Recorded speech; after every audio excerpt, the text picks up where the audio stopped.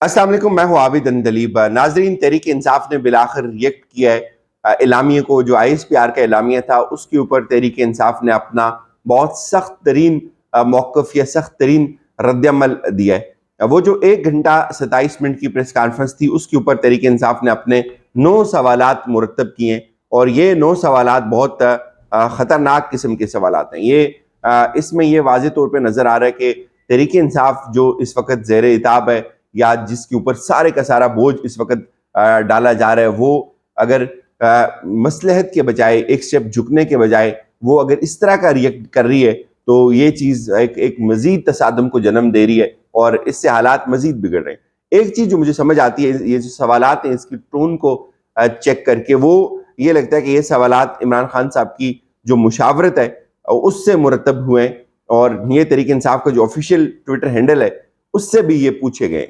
ये सवाल बड़े इंपॉर्टेंट है, मैं सवाल आपके सामने रखता हूँ और इसके बाद हर सवाल का, और मेरे ख्याल में सवाल नंबर 4 जो है वो बहुत ही इंपॉर्टेंट है इस पूरे जो क्राइसिस है इसमें, और ये सवालात शायद सुप्रीम कोर्ट की कार्रवाई के अंदर भी तहरीक इंसाफ को काम आए।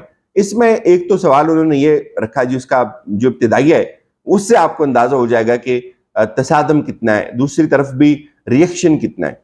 वो ये कहते हैं कि ना ये पत्थर का दौर है, ना ये 80 की दिहाई के लोगों को कायल करने के लिए दलील की जरूरत होती है, और दलीलें झूठी हूं तो कोई कायल नहीं होता बल्कि सवाल उठाता है। आज पूरी कौम सवाल उठा रही है। ये तहरीक इंसाफ कहती है जी। सवाल नंबर 1, 9 मई के वाकयात की जिम्मेदार अगर तहरीक इंसाफ है तो नुकसान सबसे ज्यादा तहरीक इंसाफ का क्यों हुआ? मुल्क की सबसे मकबूल जमात होते इसको क्या जरूरत थी ऐसा ड्रामा करने की? सवाल नंबर 2, अगर तहरीक इंसाफ जिम्मेदार है तो इमरान खान को हाई कोर्ट के अहाते से हद तक आमेज तरीके से गिरफ्तार किसने करवाया? अगर कसूरवार तहरीक इंसाफ है तो 3 दिन तक इंटरनेट बंद करके हकीकत आवाम से छुपाने की कोशिश क्यों की गई? इंटरनेट चलने दिया होता तो आवाम को खुद पता चल जाता, आवाम देखती कि क्या हो रहा है। सवाल नंबर 4, अगर तहरीक इंसाफ की लीडरशिप कसूरवार है तो प्रेस कॉन्फ्रेंस करके तहरीक इंसाफ छोड़ने वाले इससे बरी और जिम्मा क्यों करार दिए जा रहे हैं? मेरे ख्याल में जो इस पूरे ये जो 9 सवाल हैं इसमें सबसे अहम सवाल जो है वो ये है कि जो लोग तहरीक इंसाफ को छोड़ देते हैं वो पवित्र हो जाते हैं, वो बरी और जिम्मा करार दे दिए जाते हैं। तो ये जो एक फैक्ट्री है, और ये सवाल बहुत इंपॉर्टेंट, इससे आगे चलेंगे, इसके ऊपर आगे चल के बात करते हैं। फिर उन्होंने सवाल किया जी, अगर कसूरवार तहरीक इंसाफ है तो फ्री ट्रायल से क्यों भागा जा रहा है? ये भी बहुत इंपॉर्टेंट और बहुत रेलिवेंट सवाल है। फिर अगर कसूरवार तहरीक इंसाफ है तो बताया जाए कि पुलिस को रास्तों से किसने हटवाया? हुकूमत तो तहरीक इंसाफ के मुखालिफिन की थी। रास्तों से हटाने से मुराद ये है कि नाजरीन, ये भी तहरीक इंसाफ के अंदर जो सर्कल्स हैं वो इस बात को डिस्कस कर रहे हैं कि लास्ट ईयर जब 25 मई हुआ था, जब तहरीक इंसाफ प्रोटेस्ट करने के लिए निकली थी, तो पूरी एक रस्ते को कंटेनर लगा के खनके खोन के बंद कर दिया था। तो उस वक्त जो था वो उन्होंने कहा था कि हम इसको निशान इबरत बना देंगे, और पुलिस ने बड़ा सख्त किरदार अदा किया था। तहरीक इंसाफ के लोगों को इवन घरों से नहीं निकलने दिया गया था। और अब ये कैसे हो गया कि लोग घरों से निकल रहे हैं, और जो पुलिस है जिसने मुख्तलिफ जगहों की रखवाली करनी है या मुख्तलिफ जगहों को प्रोटेक्ट करना है, वो पुलिस वहां पे मौजूद नहीं है। तो ये सवाल भी पूछा जा रहा है, सुप्रीम कोर्ट में भी ये बात पूछी जा रही है कि पुलिस से पूछगछ कहाँ हुई, पुलिस वालों को इसमें क्यों शामिल तफ्तीश नहीं किया जा रहा, वो कहाँ थे, उनको किसने ही हुक्म दिया कि वो वहां से भाग जाएं? तो ये सवाल पूछा जा रहा है यहाँ। उन्होंने कहा जी कि हमारी हुकूमत तो नहीं थी लेकिन उसके बावजूद पुलिस वहां से किसने हटवाई? फिर कोर कमांडर ऑफिस में आम हालात में जब लोग नहीं जा सकते तो मुश्तिल अफराद को कैसे आराम से जाने दिया गया? ये जो सवालात है नाजरीन, मेरे ख्याल में ये बहुत सख्त हैं, और इसमें 2-3 चीजें मुझे समझ आती है कि एक तो ये समझ आता है कि ये सवालात इमरान खान साहब की जो मुशावरत है उससे मुरतब हुए, और इसके साथ साथ इसमें कहीं भी कोई झुकाव या कोई मसलहत या कोई सुलह की कोशिश नहीं है। आप ये देखें कि जब आप ये एक पूरे हालात आपके खिलाफ हों, एक तहरीक इंसाफ की जो पूरी क़यादत है उसके ऊपर क्रैकडाउन चल रहा हो, लेकिन उसके बावजूद आप अगर इस तरह का बयानिया अपनाएंगे तो इससे ये वाज़ेह होता है कि तहरीक इंसाफ की पॉलिसी क्या है।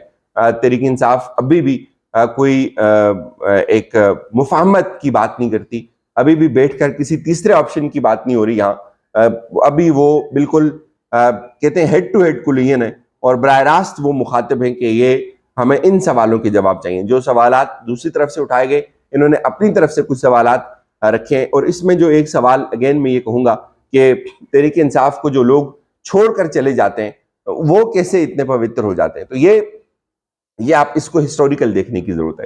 آپ دیکھیں کہ شیریں مزاری کو جو ہے وہ اس کو ضمانت ملتی ہے آج تک، ایون آج بھی آئی جی اسلام آباد وہاں پہنچے میں ہائی کورٹ کے اندر اس کا کیس ہے، اور انہوں نے توہین عدالت کی ہوئی ہے، تو انہوں نے ان کو گرفتار کیا بار بار، عدالتی احکامات کے باوجود انہوں نے گرفتار کیا.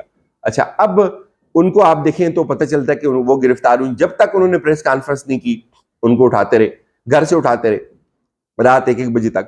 آپ یہ دیکھیں کہ جس نے پریس کانفرنس کی اس میں ملیکہ بخاری ہیں. یہ الگ بات ہے کہ وہ عمران خان سے مل کر روئیں، لیکن پریس کانفرنس کی چھوٹ گئی. اچھا، آپ دیکھیں جو پریس کانفرنس نہیں کر رہے، آپ علی محمد خان کو دیکھیں، وہ 5ویں دفعہ گرفتار ہوئے، انہوں نے پریس کانفرنس نہیں کی، وہ گرفتار ہیں. پھر آپ جو شہریار افریدی ہیں، شہریار افریدی کا ایون بھائی بھی مر گیا، وہ رہا ہوا پھر گرفتار ہوا، حالانکہ ان کی اب صحت بھی بتایا جا رہا ہے کہ اچھی نہیں رہی. اس کے بعد یاسمین راشد کو دیکھیں، اس کے بعد آپ محمود رشید کو دیکھیں، جبکہ اس کے برعکس آپ مراد راز کو دیکھیں، جن کا حکومت نے آ کر بتایا کہ اتنے نمبرز ہیں، ان کے اتنے لنک اسٹیبلش ہوئے ہیں. ایک چارٹ آیا شروع میں، اس کے اندر یہ ساری چیزیں منشن تھی، اس کے اندر پوری ڈائیگرامز کے ساتھ یہ پروف کیا گیا تھا کہ کون کہاں سے کس کے ساتھ رابطے کے اندر تھا. جب انہوں نے پریس کانفرنس کی تو وہ چھوٹ گئے. تو یہی اب سپریم کورٹ کے اندر یہ پوچھا جاتا ہے کہ پک اینڈ چوز نہیں ہونا چاہیے.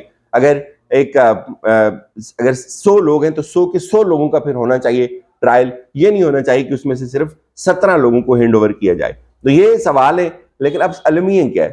المیہ یہ ہے کہ اب جو صحافی ہیں پہلے وہ خبر دیتے تھے، صحافی آپ کو بتاتے تھے، وہ اگر صحافی کہتے تھے کہ یہ ایک اصول ہے صحافت کے اوپر کہ صحافی کو نیوٹرل ہونا چاہیے، کوئی ڈاؤٹ نہیں کہ صحافی کو نیوٹرل ہونا چاہیے. لیکن جب صحافی کو جمہوریت میں اور بنیادی انسانی حقوق میں اور مارشل لا میں فرق کرنا پڑے تو اس کو جمہوریت کے ساتھ کھڑا ہونا چاہیے. یہ اصول ہے، یہ ہم نے سنا ہے. لیکن اب کیا ہو رہا ہے؟ صحافی خبر دیتے ہیں، صحافی ڈراتے ہیں، صحافی دھمکی دیتے ہیں کہ یہ ہونے والا ہے، یہ ہونے والا ہے، یہ ہونے والا ہے، اب یہ ہونے والا ہے. اب ضیاء الحق کا زمانہ بھول جائے گا. تو یہ جو فرعونیت صحافیوں کے اندر بھی اتر آئی ہوئی ہے، بڑے بڑے لوگوں کے اندر، تو سوال پھر کون کرے گا؟